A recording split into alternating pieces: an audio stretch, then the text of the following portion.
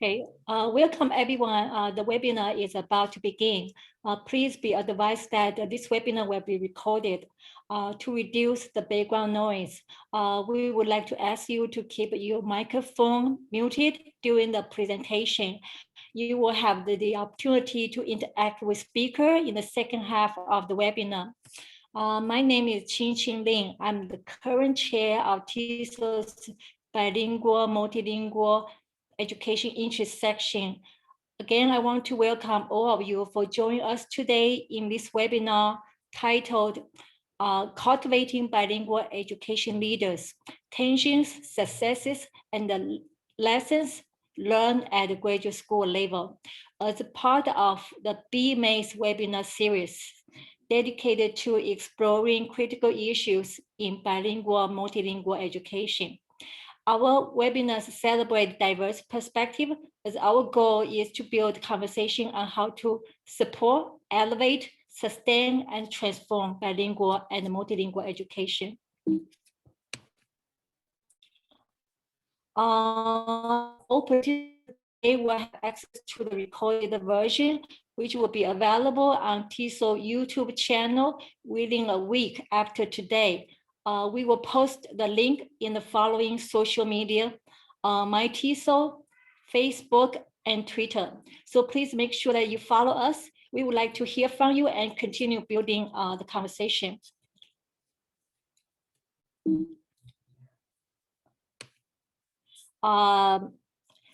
I'm so looking forward to today's presentation. Reading the article has opened up a new frontier of thinking for me at multiple levels. So with this, I'm going to give the floor to Dr. Zhongfen Tian, who is B-MEIS Interest Section's Chair-elect and an assistant professor at the University of Texas at San Antonio. He will introduce today's speakers for us. Thank you, Qian.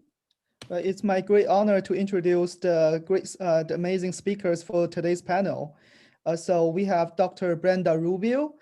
She's an assistant professor at the New Mexico State University.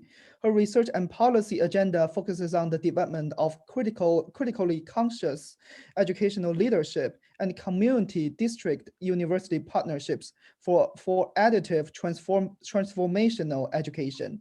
She examines academia quality as a learning space that promotes curricular recognition of alternative epistemologies and the development of pedagogies that foster students' culture, language, and funds of knowledge. Our second speaker is Dr. Deborah Palmer. She's a professor at the University of Colorado Boulder. She conducts qualitative research using ethnographic and discourse analytic methods in culturally and linguistically diverse settings. Her interests include bilingual education policy and politics, critical additive bilingual education, teacher preparation for linguistically and culturally diverse teaching contexts, language power and identity, and bilingual teacher leadership and agency. Dr. Blanca Caldas is an assistant professor at the University of Minnesota Twin Cities. Dr. Blanca Caldas is a transnational Latina scholar of Quechuan descent. Her research focuses on bilingual teacher education, minoritized language practices, and critical pedagogy. She presents her work in local, national, and international conferences and publishes in both English and Spanish. Dr. Daniel Hyman is an assistant professor of bilingual education at the University of North Texas.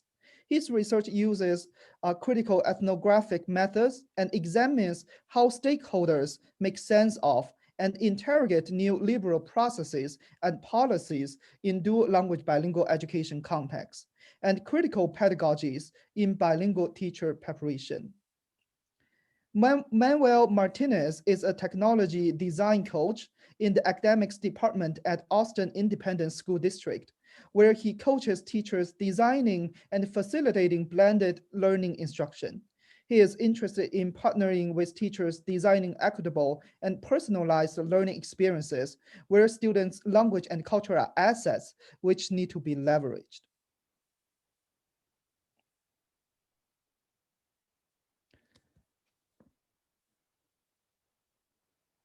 Shall we? Now, without further ado, we are going to invite our first speaker.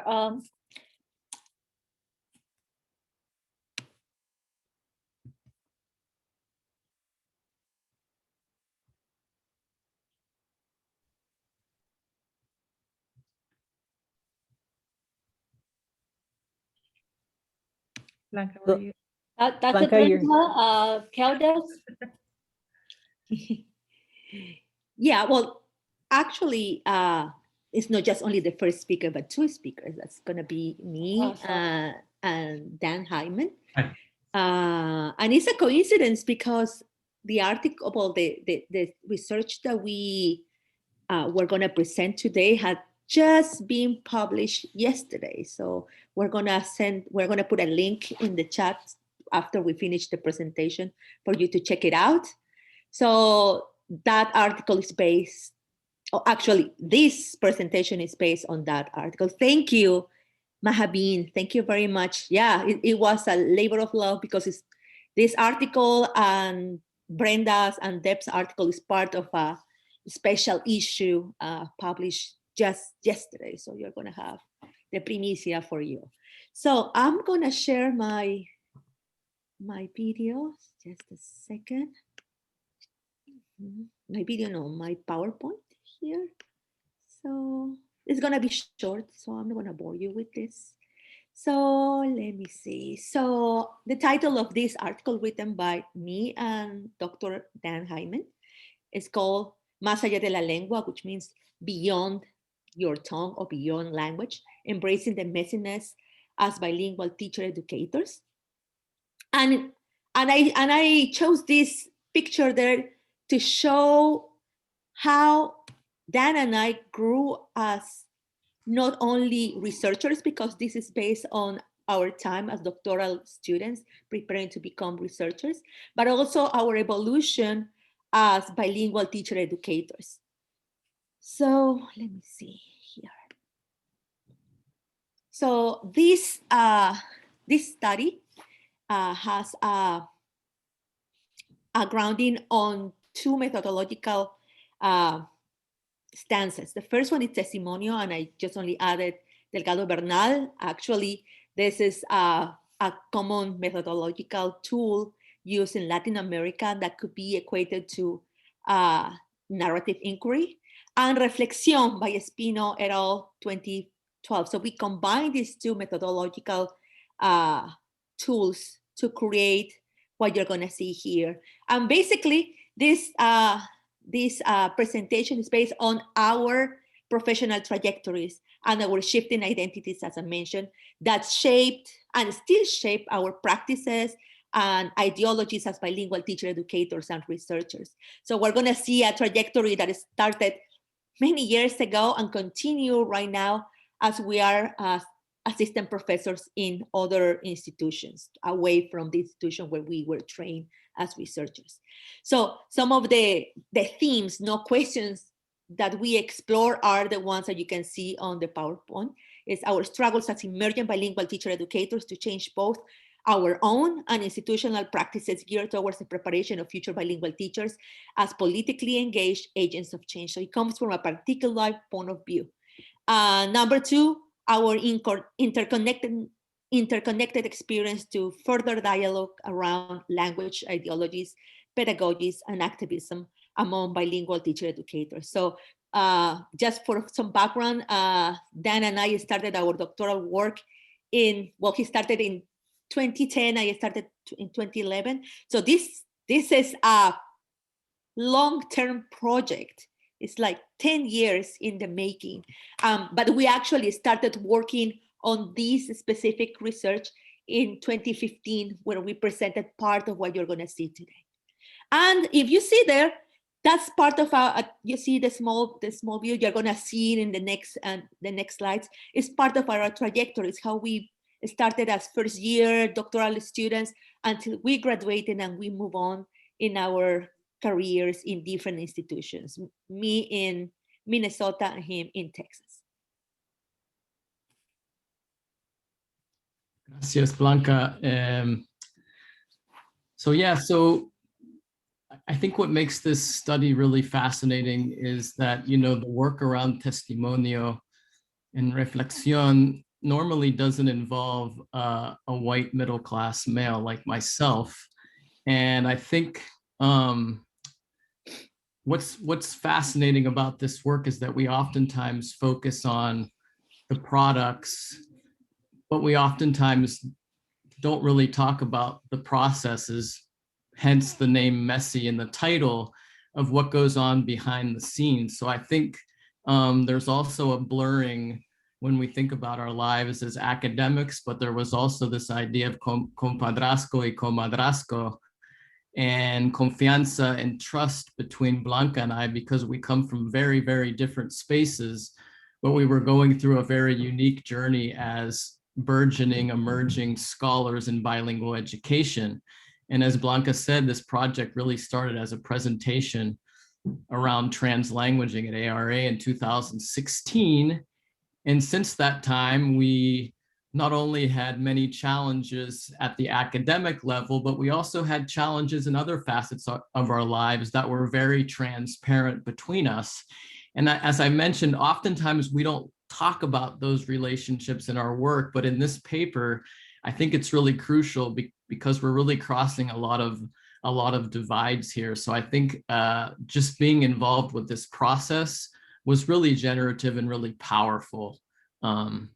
So I don't know if you have anything else to add to that, Blanca. Oh yeah, I would say that, yes, this is something that we don't see the backstage on how collaborations work, especially at the doctoral level. Normally, and probably all of you who are present here can relate to that. Normally, doctoral students, especially doctoral students who come from minoritized communities, feel that they need to work on them on their own. And actually, that's how academia is designed to be a very individualistic and kind of isolated journey. And trajectories are shaped by that isolation, especially in the last couple of years during the dissertation writing.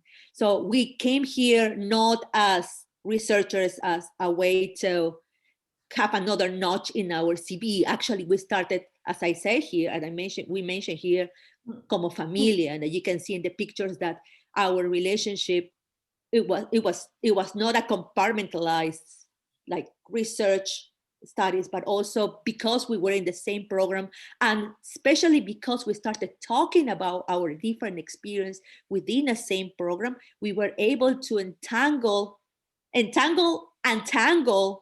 certain things that we witnessed and experienced in our own program that was bilingual teacher education program that has served us as a springboard to reflect on our own practices and how we're taking those lessons learned to the future and actually the present now that we are in different institutions. So in order to do this, we collected artifacts, video recordings, informal pláticas, through chats, through informal Zoom meetings now that we are distant, very distant, not just only because of the pandemic, because we are in different parts of the country, and we engage in virtual analysis. I would like to also offer the paper that's actually published of this is actually an example of the way that we communicated, and that we offer no translations for Spanish. And I remember being called out at a conference, like, why aren't you all writing through translanguaging? So I feel like we're also embodying a lot of the things that we talked about over many years, and now we're actually doing it in our academic work as well. Which I would add is kind of difficult to do in academia, and because of the standardization of language. You either write in Spanish or English in academic journals, but we're not the only ones who are trying to push these boundaries. So I'm going to go to the next one, unless you want to add something else, Dan. That's okay? Okay, I'm going to go to the next slide. So the main things that we found across all the data that we collected was, number one was teacher preparation and our initial attitudes towards Spanish. Do you want to say something about that, Dan? Yeah, I was just going to say, so when I came into the program, I was working with pre-service teachers. I was their supervisor. And, you know, as I look back with humbleness and think that I was really trying to flex my muscle as a white bilingual to sort of say, you know, I belong in this space too. So I was very aggressive with my pre-service teachers and always wanting to engage with them in Spanish without really asking them what language they sort of wanted to engage me with.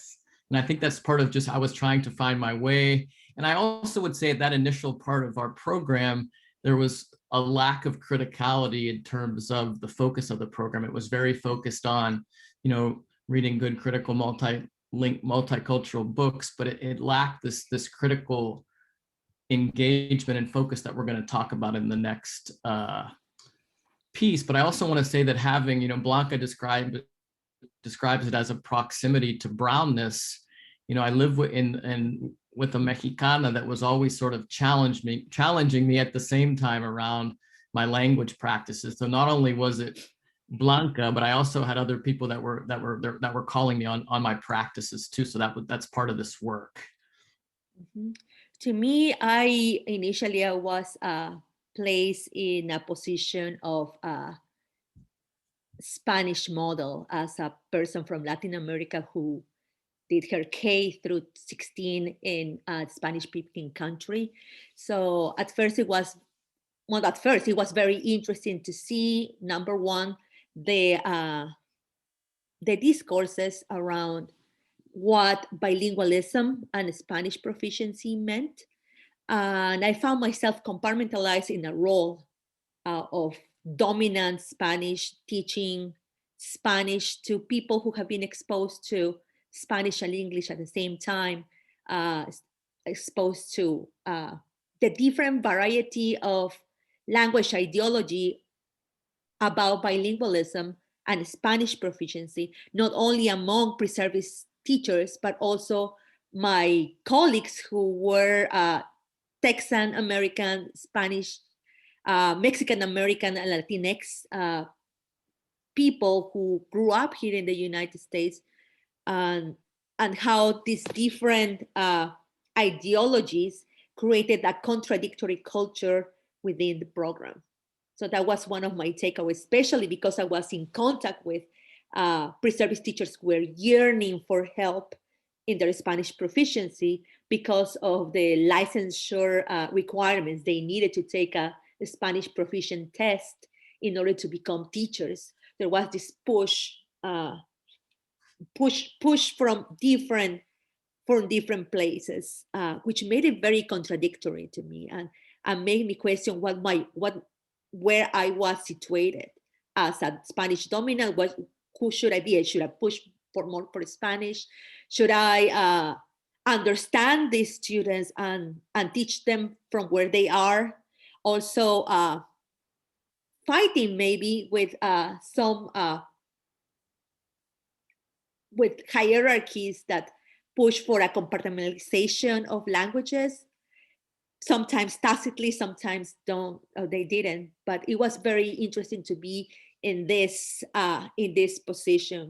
And probably I was one of the only ones doing that because nobody else was taking care of the Spanish part, just only one instructor. But it was very interesting, the tensions that I had between what the program was gearing towards in terms of critical bilingual education and the actual practices in the classroom. The second finding was the critical horizontal model of apprenticeship. And Dan, what do you have to say about this? I think this is one of the things that really impacted you the most. So this is sort of a sea change moment for me. This was around 2014, and it was actually Blanca recommending. She's like, I recommend that you voluntarily work Professor, be his like pseudo TA, and check out the critical pedagogy work that he's doing in Spanish with our pre-service teachers. And that sort of dovetailed at the same time with a change in leadership in our program. But what I saw was that instead of being positioned as someone that needed to follow orders, this Indigenous scholar really positioned me as a peer and really like brought me on and really showed me, because I was really interested in critical pedagogy, but I had never really seen it on the ground with pre-service bilingual teachers. And not only that, he also really pushed me to follow what I wanted to do, because at the same time, I was a parent in a dual language school that was experiencing rapid gentrification. And he was like, you really need to, this is something that you really need to consider looking into more. So there was just this horizontal mentorship from him and others that really positioned us as co-constructors of knowledge. Our professors really looked to us not as, you know, you all are doc students. They really looked to us as people that were doing really good work, and also doing that work with our pre-service teachers. So really we were seeing a practice from our professors that was just funneling down into the work that we were doing with our pre-service teachers as well. And I really think that this was the moment that for me, I really realized the work that needs to, this horizontal model of apprenticeship is crucial. It was crucial in my development for actually doing this work and going beyond the theorizing. I completely agree with you with the change of mentorship created that broke a little bit of the hierarchies and who has a say in terms of pedagogical practices. My learning to teach pre-service teachers who were yearning for help helped me have that atrevimiento to dare to use the lessons learned that I got from my students to put it into practice and propose certain pedagogical moves in the classroom that proved to be very effective to teach bilingually, actually, and to involve students in the language policy making in the classroom to make them feel and actually to encourage them to own their own language learning by using their linguistic repertoire. And that wouldn't have been possible if there hadn't been a horizontal way to see knowledge, not just because my mentor had a PhD didn't mean that she didn't have a room to learn, and that was very mutual. That was very refreshing to see, not to see somebody who's just learning, but to see how faculty and doctoral students were actually learning mutually with interest, and also to be allowed to free and experiment in the classrooms. I remember that starting in 2014, doctoral students becoming instructors become more atrevidos, more daring in the way that instruct in both languages in the classroom. And because of that, lots of the students who graduated at that time went on to have great, they're still having great careers as bilingual teachers, including several people who became teachers of the year, students passing that Spanish exam in their first try, when before they had to wait 2 or 3, they had to try it 3 times in order to pass. Finally, the last finding is creating espacios emergentes or emergent spaces in no oficiales. So this actually comprised the lessons learned that we had, that Dan and I had during this preparation to become bilingual teacher educators and researchers in the future, and what we're doing right now, our current practices. You want to speak a little bit about that, Dan? I would just, I think we're going over time. I want to give everybody else to, but I just would say that the lessons learned are really grounding in the way that we're really focused on doing. We call it this espacio emergente, but it's really humbly building off of the work that's already been done around critical consciousness in bilingual education, and really just seeking out those spaces in community and with our graduate students, with our undergraduate students, and moving into other spaces that may be beyond. Like, for example, I'm working with someone in anthropology, right? But really grounding a lot of the work in the lessons learned and the co-construction of understanding and knowledge that I learned when I was a graduate student. Yeah, and I'm also took these lessons to my own point of view, the own position that I have, and I'm trying to get work outside the system by creating some ethnic studies / translanguaging summer camps for students who don't have access to dual language programs and are only labeled ELLs, so they don't have any linguistic support in their school districts, because there are not spaces like that, and sometimes the school districts don't allow for these spaces to grow, especially to serve Latino, Latinx, and Mexican American students, given the gentrification of dual language programs. So I think that we can stop here, and we can. I'm going to stop here. Sorry for I don't see the time now. I can see the time. That's why. So now I think it's your turn, Deb and Brenda. Yes, thank you, Dr. Caldas and Dr. Hyman, for sharing the rich history of your life experience and your career trajectory and your intersectional identities. Now we're going to transition into our second presentation by Dr. Rubio, by Dr. Palmer, and Mr. Martinez. So thank you for that. So interesting enough, our study looked at the same space, similar space that was being shared at the University of Texas at Austin. And so we're going to be talking about one of the studies that we pulled from our time there, focused on Manuel's journey through Proyecto Maestría en Academia Cuautli.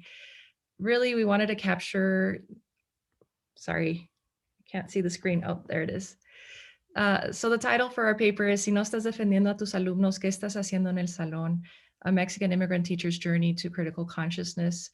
And so this article was just published yesterday. I can't switch. Oh, there we go. So we're really happy, really proud of being able to share this space with Blanca and Dan as well. But really our study wanted to look at how teachers who are coming into this country are experiencing teacher preparation. We know there's a critical shortage of bilingual teachers in the classroom. Anytime I pick up the phone and talk to a principal, that's the first thing they tell me, right? I still don't have the teachers that I need, and I don't know where to find them.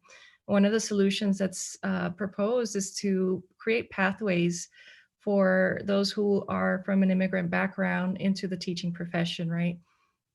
And so we really wanted to look at Manuel's experience to see what we could learn from that.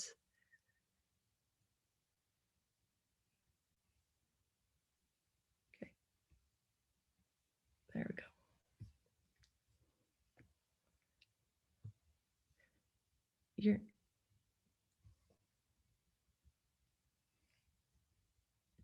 You're muted.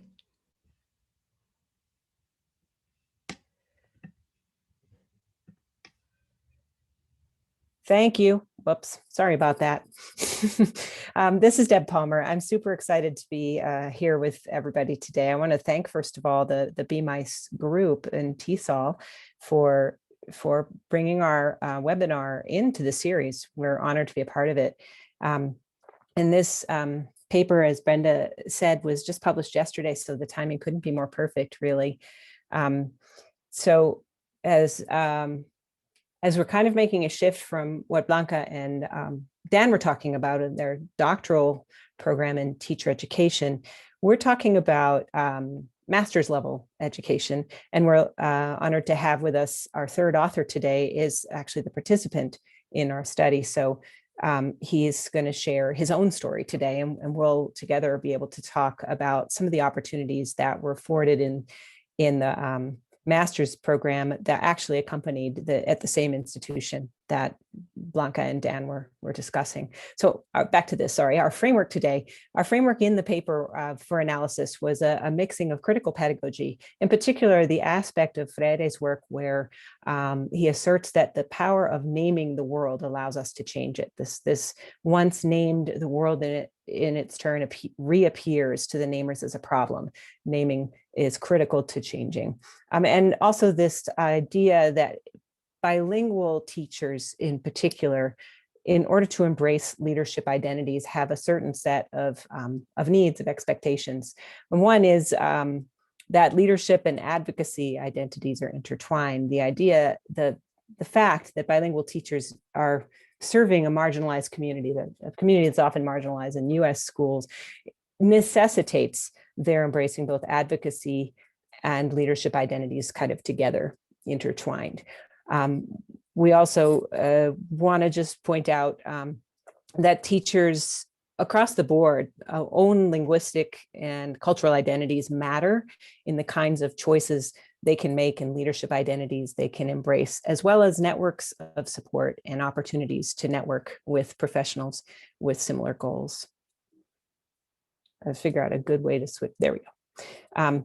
This study is actually a merging of two larger studies, both of which were qualitative and involved reflective, narrative, oral life history interviews, and both of which happened to select Manuel as a focal participant. So Manuel became the focus of this paper in part for convenience, but because given he was a focal participant in both studies, but also in part because his story, his particular set of experiences, and his exceptional reflexivity offered us a powerful window into the phenomena. This study took place in two different projects that provided the context for this work, Proyecto Maestría en Academia Cuautli. Proyecto was a master's program at UT Austin that was funded by a national professional development grant from the federal government with the goal of supporting experienced and highly qualified bilingual educators to turn into and embrace identities as teacher leaders. We engage teachers in transformative curriculum, encourage them to explore their own identities and perspectives about minoritized communities, about the communities they were serving. And we created a safe and challenging professional community. Brenda? Thank you. So the other context is Academia Cuautli, which is a Saturday academy that was focused on cultural and linguistic revitalization. Everything that we do at the Academia Cuautli is very purposeful. We created this space outside of the traditional schooling space so that we could sort of get away from, you know, the tensions that exist within those schooling campuses, the pressures. We really wanted to have a space that our educators could come in and just practice and develop their practice in ways that were guided by their knowledge, their cultural and linguistic knowledge, right? And one of the things about Academia Cuautli is that it really provides a safe space for teachers who might not have that support within their campus to come connect with other teachers from within their district. They're going to offer them the support and the network that they need to sort of sustain the work long term. It was also a space where we've, you know, kind of continued in the tradition of Proyecto Maestría as far as offering a critically conscious discourse in there where we're exploring identities and we're exploring curriculum and we're trying to come from an asset-based approach to make sure that we're responding to the expressed needs, right, of the community, of the families, of our educators. And so this work was really, again, just kind of this push for action, right? Now that you're engaging in these spaces, how do we respond? Is this still showing a presenter mode, folks? I'm trying to make it present the right way. I'm going to try one more time. Can you please check the top of the panel? Top panel, there is a swapping mode over there. Okay, let's try that then. Let's see.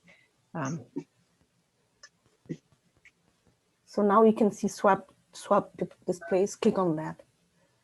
Is that working? Perfect. Yes. Thank you. Thank you. Thank you for pointing that out. I apologize. I did test this out ahead of time, but you're welcome. Manuel. Okay, thank you, Dr. Palmer. My name is Manuel Martinez, and I was born in Mexico in a family of teachers. Both my mom and my dad, they are teachers. And I also became a teacher and worked there for 8 years. After that, I came to the United States, and coming to the United States was challenging, like it is for every immigrant that come to this country. And at that point, I was working as a custodian, and I don't think I could work as a teacher in the United States. But thank you to the encouragement of one of the teachers at my daughter's school, and also hearing those deficit ideologies from teacher expressed at the school about the students and also about the parents, that motivated me to pursue a teaching degree, a teaching career. I completed my teaching career, and surprisingly, I was ascribing to the same ideologies that had motivated me to go to school. And this was something it's unconscious. I was assimilating to the American culture, because the dominance of the American culture, the American language, is very powerful, that is very challenging to escape from it. And this, like I said, it was unconscious, but this was the time when I encountered Proyecto Maestría was transformative. It transformed my life as an educator and transformed also my life as a human being. As an educator, it helped me to become critically conscious about what I was doing and the practices in my classroom, and also helped me to construct a strong culture and linguistic identity. And not only a Proyecto Maestría, but also after finishing Proyecto Maestría, I to teaching at Academia Cuauhtli, and like Brenda explained in this slide, in the previous slide, Academia Cuauhtli became for me the safe space where I can connect, where I can collaborate with critical conscious teachers that have left Proyecto Maestría or were on that process. And also was the space where together, along with the students, we can reclaim our culture and linguistic identities. So this is my journey in 2 minutes. Thank you. Brenda, you got this. All right, so a couple of the findings that emerged from Manuel's story, and something that we often hear from many of us who come from these diverse backgrounds, is this difference in definition between what it means to have an education and to be educated, right? El ser educado y tener educación. ¿Qué significa eso? And oftentimes, you know, here in the US, it kind of gets translated into these assessments, right? What have you memorized and what can you repeat to me? Rather than it being centered on the way that Manuel defined it, and that so many communities of color define it based on values, to have values, to have character, to have focus on community, on family, on supporting each other. Did you want to speak on the second finding, Deb, or do you want me to just cover it? Sure. Actually, sure. I'll speak on the second finding. That I think, Manuel, you mentioned this in your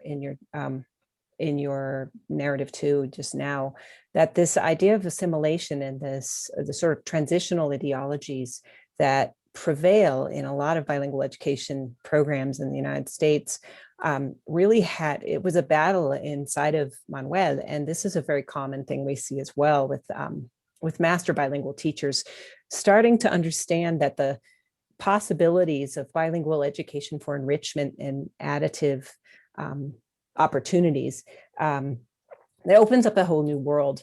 And Manuel himself was very articulate about the ways that both the master's program and Cuauhtli opened up a space where he could focus for reals on the language and culture of students in the room, the bilingual languages and the cultures, and so that for feelings of pride rather than shame.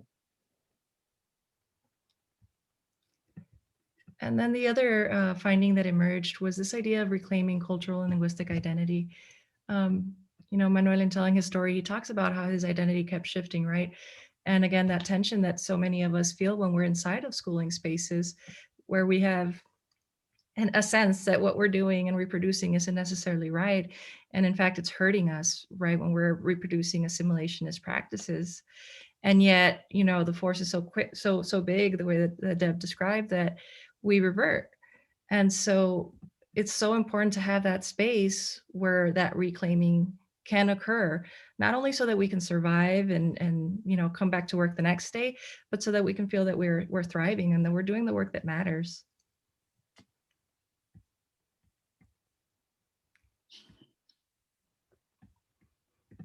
What else do we want to add to that, Brenda?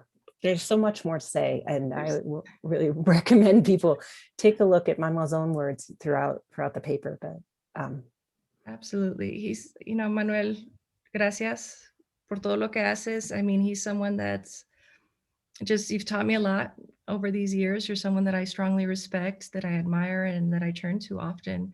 And you've always had, an open door policy for those around you. And so I really appreciate everything that you do for our communities and in the classroom. I see a connection here between Blanca and Dan's comment about the need to create horizontal structures of power. That proyecto was also a very powerful experience for me as the PI on the grant project and the advisor to the students, Manuel's cohort and the other cohorts who participated. I learned so much from the students, from the teachers who participated, about leadership and what bilingual leadership needed and required, what kinds of activism was possible when we connect teachers and cohorts together and bring teachers, give teachers the language to describe the kinds of oppression their students experience. It was empowering for all. Absolutely. Should we open it up to a group conversation? I know we left a little bit of time for that. Yes. Absolutely. I'm going to stop sharing. That's enough sharing. Okay, thank you for presenting this alternative leadership development model by inviting minoritized community into the academia. So at this point, we would like to, instead of typical Q&A, we would like to open the floor for the discussion, and we would like to invite everyone's participation at this point. So if you would like to participate in the discussion, please feel free just to turn on your microphone and speak. We also do invite questions from the audience, but we've got plenty to talk about among ourselves too, right, Blanca? So yeah. So somebody said education is the key to a person's development in life and society.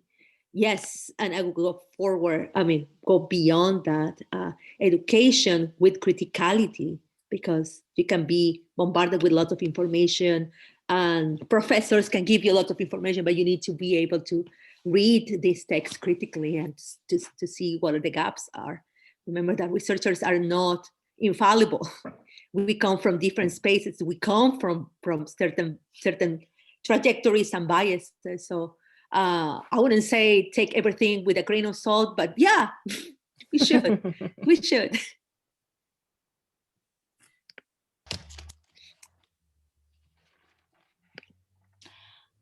I would like to share some of my thoughts. I can tell you how much I appreciate your presentation.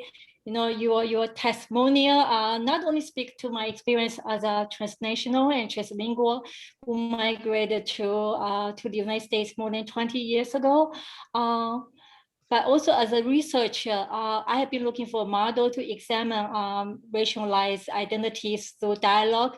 And both of your research has opened up a new possibility for us on how to cultivate a deep discourse through collaboration and through exploring our shared vulnerability and humanity. So I would like to quote a passage from Blanca and Daniel's article.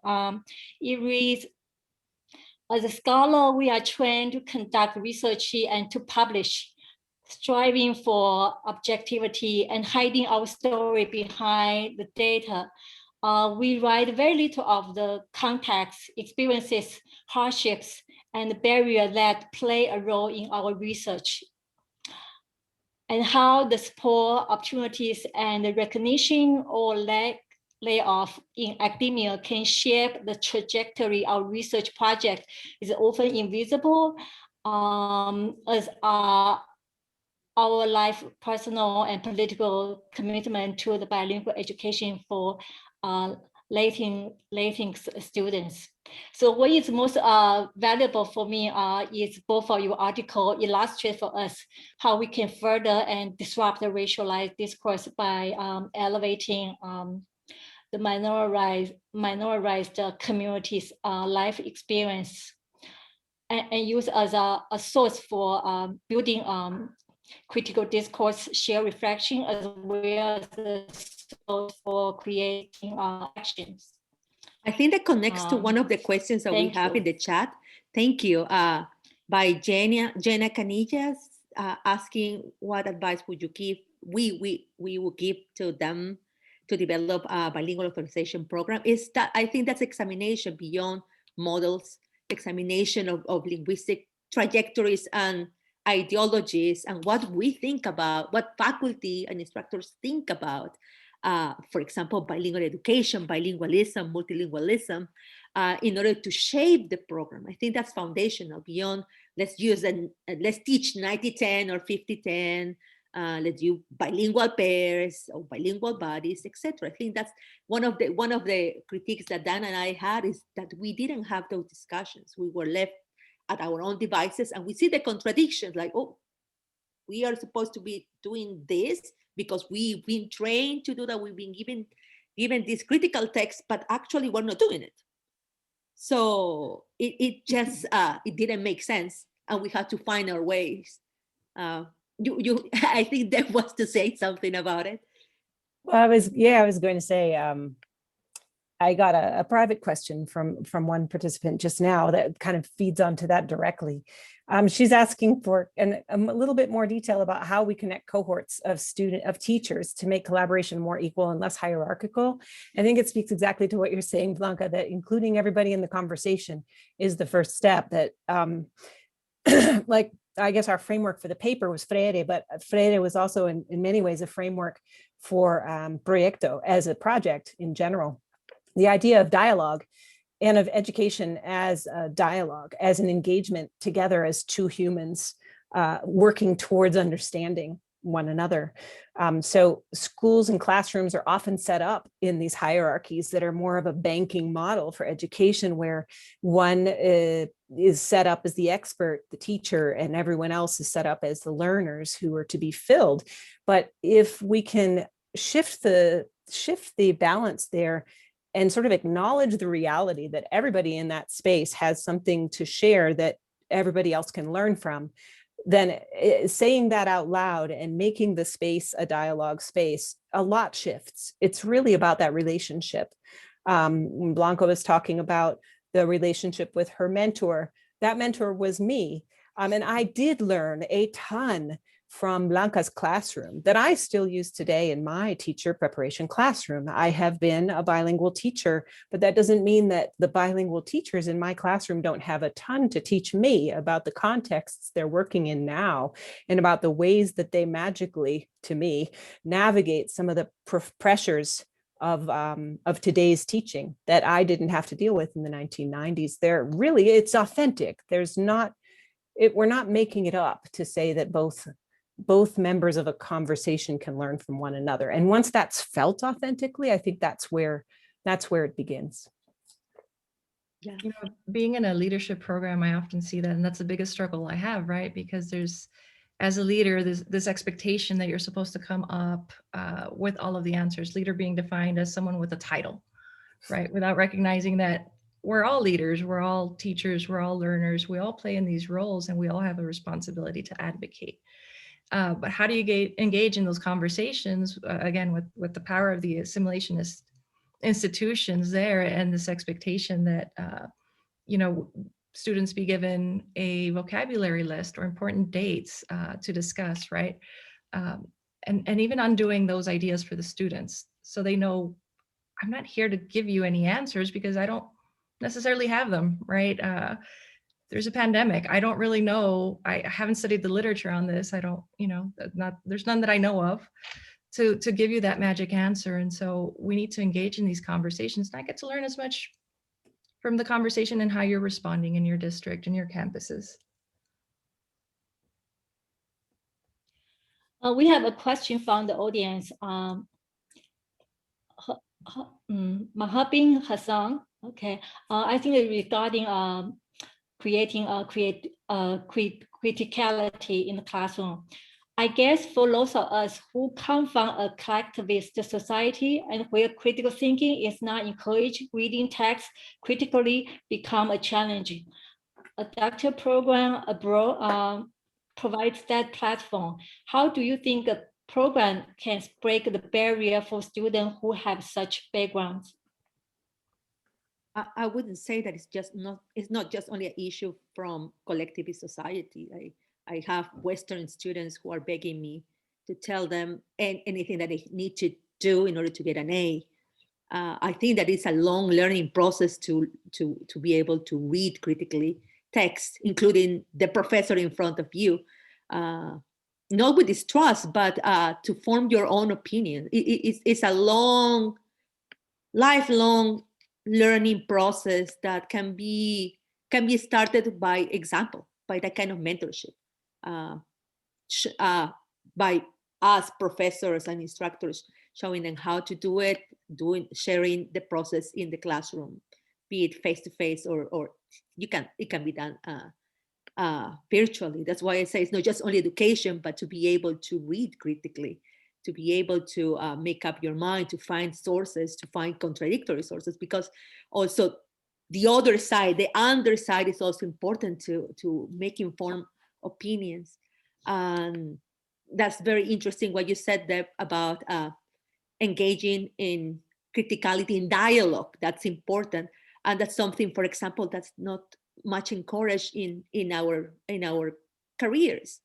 As professors, as researchers, we are forced to work on our own, to be isolated from everybody, and we don't engage dialectically and dialogically. And that's something that I can rescue from the work that Dan and I did, even though it took a lot of time, because it takes a lot of trust, at least to me, to be able to work with other people because of that, because of the competitiveness of our careers. Manuel, I wonder if you could speak to this too, because I know you experienced a very different kind of graduate education, getting your US licensure, your certification to teach in Texas. And then you came to Proyecto and there was a contrast there. Could you speak to that from your observations?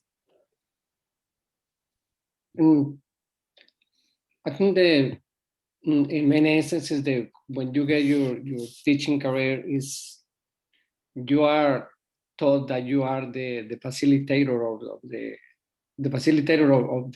the learning, and you quickly realize that just being the facilitator of the learning is very tiring for the teacher.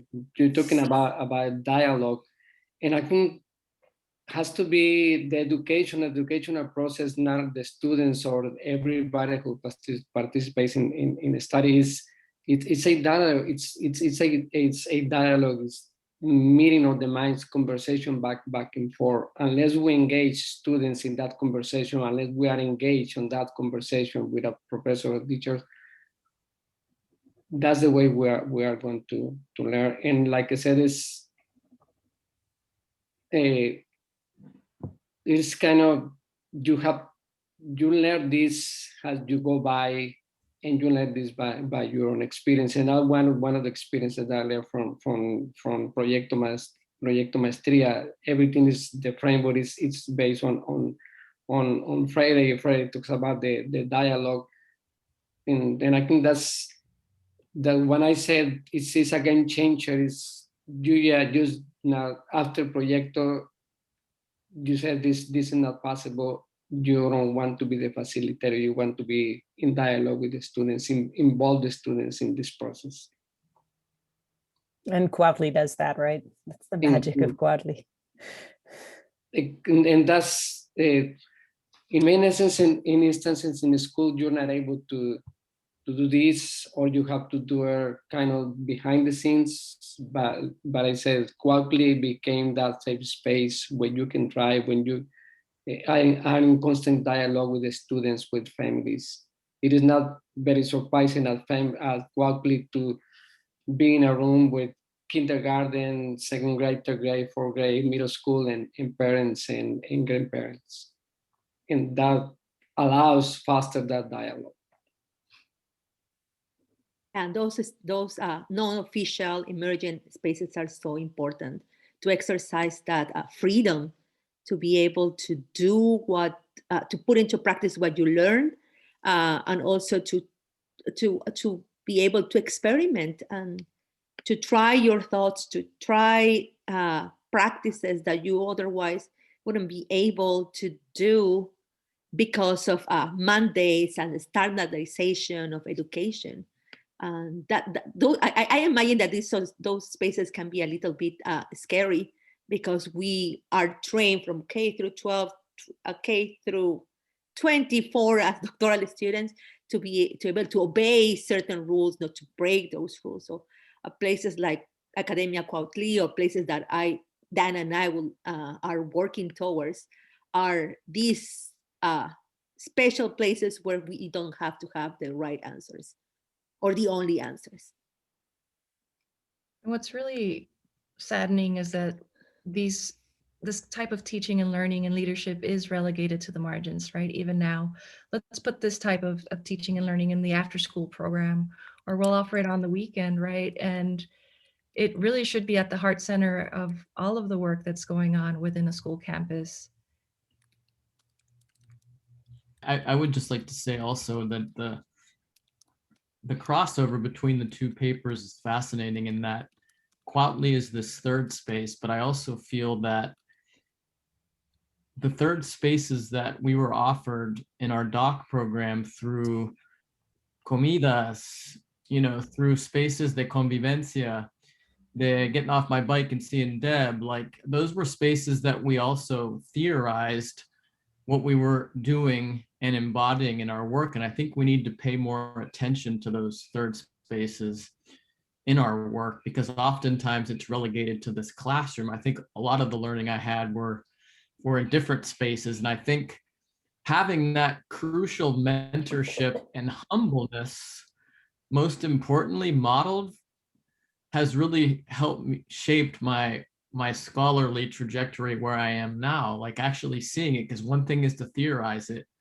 When you see people embodying it, not only in their academic spaces, but in other spaces, it's really empowering. Yeah, I think it speaks to this distinction that I kind of have long kept in my mind between schooling and learning. And schooling is the trappings of public schools, the trappings of institutional spaces. And some learning happens in schooling, but not all learning happens in schooling. I think the current pandemic is an opportune moment to be reflecting about that, where so much learning is happening in children's homes when children are not in school. It isn't necessarily school-based learning, though some of that probably is happening, but there's so much other learning happening in these informal spaces of the home that we need to notice as educators, and we need to not just acknowledge, but also put import on to center and to leverage for expansion, to support students to continue to expand their dialogue with the world, because the world is more than just the classroom. I think the doctoral experience gives a good example of that, but it'd be nice to bring what we kind of already do embody for doctoral students, this opportunity to apprentice ourselves into research or practice in terms of teaching, or our learning spaces in terms of critically dialoguing with a professor in the hallway or over coffee, into the K-12 experience, or into teacher preparation, or into master's programs as well, and professional developments. Dialogue is learning wherever it happens, right? So, and we interact with the world and expand our worlds, not just through classrooms. Yeah, there's one thing I want to just ahead. ask the group. Oh, go ahead. No, that's okay. I was thinking about that's the whole process of decolonizing academia, especially we're training children to become scholars and to be like us. Actually, if you think we want them to go to university to become us, so we need to find ways to change these rules that can be dehumanizing. what you said about schooling versus learning reminds me of Ivan Illich when he makes the distinction between schooling and education. And I will go further by changing education to educación as Latin American, Mexican American, Latino, Latinx, Chicanos, I think of that. I was going to ask if Brenda, if you'd like to address Paul's question about strategies to keep participants connected after they leave the formal schooling spaces, because Cuautli played that role, right, Manuel, for many of our Proyecto teachers who joined the Cuautli after leaving. It was a informal space to continue dialoguing. I mean, yeah, we need to be purposeful about creating those spaces and making sure that we're listening to what the community wants. Right now, I'm working on similar work here at New Mexico. And, you know, there's always that urge for me to jump into the conversation and say, well, at Cuautli, we did this. But the truth is that I can't do that, and it wouldn't be fair for me to do that, because it needs to be centered in the community, in the families, and guided by their knowledge, guided by their priorities, their interests. And so I still see the same patterns in the conversations, and we still end up in similar spaces and with similar answers. But at the end of the day, because it's owned by the community, because the knowledge is in the community and it stays in the community, whether I leave or go, it doesn't matter, right? And we often see that with other programs. The money's gone or someone leaves and the whole thing falls apart. With Academia Cuautli and other spaces like that, there's never that fear because the community upholds it. Thank you. If it's up to me, I would like this conversation to continue to go on forever, but our time is up. So with that, we must conclude today's TESOL Bilingual Multilingual Education Interest Section webinar. Today's presentation was titled Cultivating Bilingual Education Leaders, Tensions, Successes, and Lessons Learned at the graduate school level. I want to extend our appreciation to TESOL International for their continued support, and a big thanks to today's speaker for a very thought-provoking and enlightening webinar. This will conclude today's webinar. Please don't forget to join us for more conversation on my TESOL, Facebook, and Twitter. Thank you. Take care and see you next time.